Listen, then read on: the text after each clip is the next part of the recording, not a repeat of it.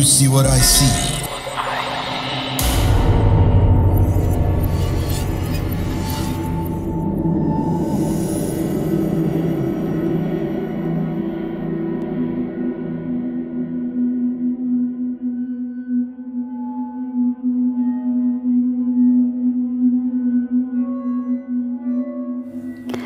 Assalamualaikum. Hai, perkenalkan nama saya Indah. Tinggal di Tangerang Selatan namun lahir dan sempat bersekolah di salah satu desa di Jawa Timur. Pengalaman bersinggungan dengan mereka ini saya dapatkan ketika semasa SMP sekitar tahun 2009 ketika tinggal di sana. Saya lahir memang di desa tersebut. Namun, tidak lama saya sekeluarga pindah ke Tangsel. Hampir setiap lebaran setahun sekali kami mudik ke desa kelahiran saya. Paling lama semingguan. Sampai pada saya lulus SD sama bapak ditawarin untuk sekolah di sana. Saya senang karena di sana ada Iyunge dan keluarga Bude. Iyunge adalah nama panggilan saya dan keluarga untuk nenek kami.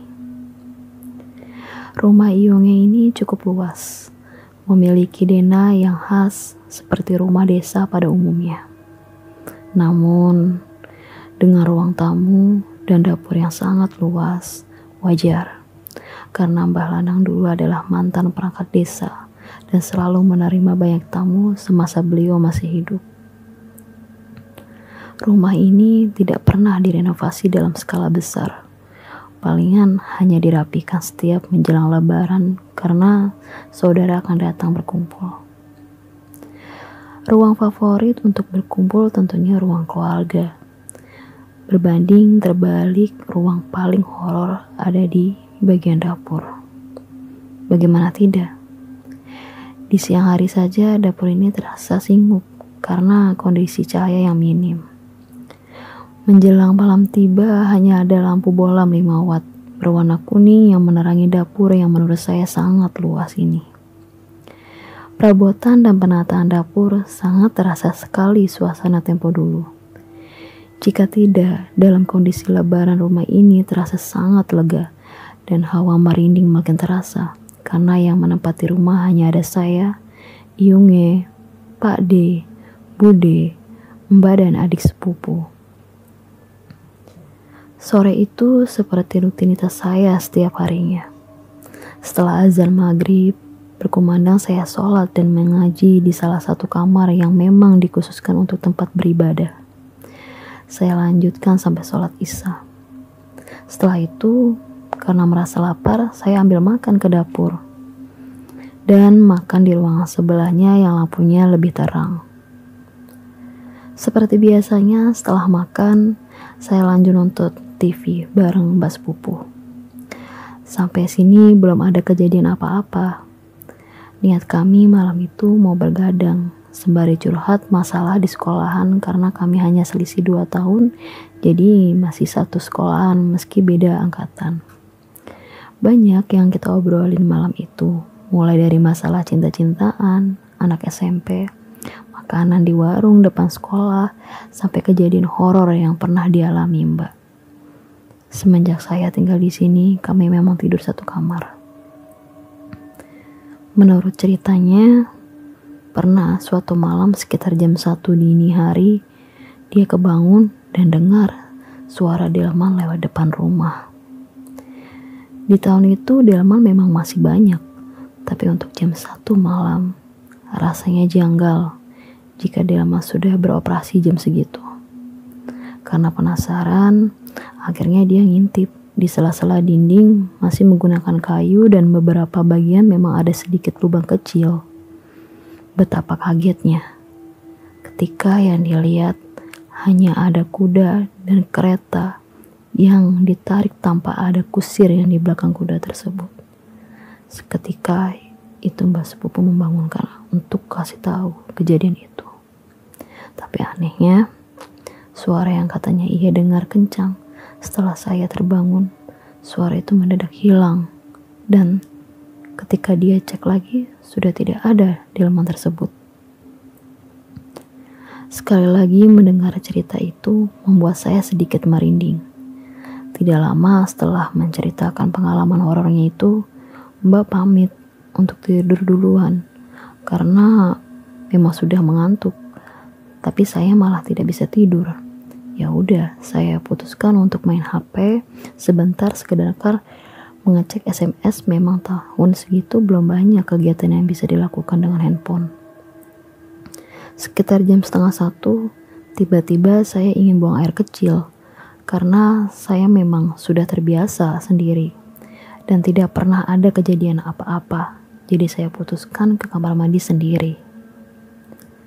Letak kamar mandi ini ada di bagian belakang rumah dan sudah berbeda dari bangunan rumah. Untuk ke kamar mandi harus lewat dapur karena aksesnya hanya dari sana. Dengan sisa merinding mendengar cerita Mbak tadi, akhirnya saya beranikan diri untuk ke belakang. Baru saya masuk ke pintu dapur, suasana gelap dan hawa mencekam tiba-tiba terasa. Dari arah saya ini bisa melihat seluruh area dapur tanpa terkecuali. Hingga pandangan mata saya tertuju pada sosok tinggi, besar di dekat rak piring. Beberapa lama saya terdiam melihat makhluk tersebut dengan mata merah menyala sampai saya ingin balik ke kamar. Tapi rasa ingin buang air kecil sudah tidak bisa saya tahan. Akhirnya saya putuskan tetap ke kamar mandi sembari berharap pas pulang makhluk tersebut sudah tidak ada. Setelah menuntaskan hajat, akhirnya saya harus kembali melewati dapur lagi. Dengan sisa ketakutan tadi, saya beranikan diri buka pintu dapur. Sekali lagi, saya dibuat terkejut karena makhluk itu masih ada. Namun, sekarang dia duduk di sebelah tungku untuk memasak. Masih dengan mata merahnya, ditambah senyuman, makhluk itu membuat badan saya merinding dan kaku tidak bisa terbuat apa-apa. Tiba-tiba, dari arah ruang tengah, Bude masuk ke dapur dan melihat saya hanya terdiam di tengah pintu. Beberapa kali Bude memanggil, namun saya masih mematung. Padahal saya dengar, tapi tidak bisa bergerak. Akhirnya dipegang pundak saya, seketika itu badan saya bisa digerakkan lagi. Dengan heran, Bude bertanya, "Nduk dah, tengah wengi ngene iki saka mburi?" Saya jawab, "Nggih Bude." "Lah, kok orang jelok dikancani mbakmu?" "Kasihan mbak, udah tidur Bude, gak enak mau bangunin." "Oh, ya wes sedang turu." "Nggih Bude." Sesampainya di kamar, saya masih mengingat kejadian barusan dengan jelas. Sempat tidak bisa tidur karena masih takut, tapi tidak lama akhirnya tidur juga. Karena saya khawatir Mbak jadi ikutan takut, kejadian semalam tidak saya ceritakan. Kejadian itu masih terbawa hingga sekarang. Terakhir mudik sebelum pandemi ini pun hawanya masih terasa kejadian tersebut. Sekian cerita saya kali ini. Insya Allah saya sambung dengan cerita saya yang lainnya. Wassalamualaikum warahmatullahi wabarakatuh.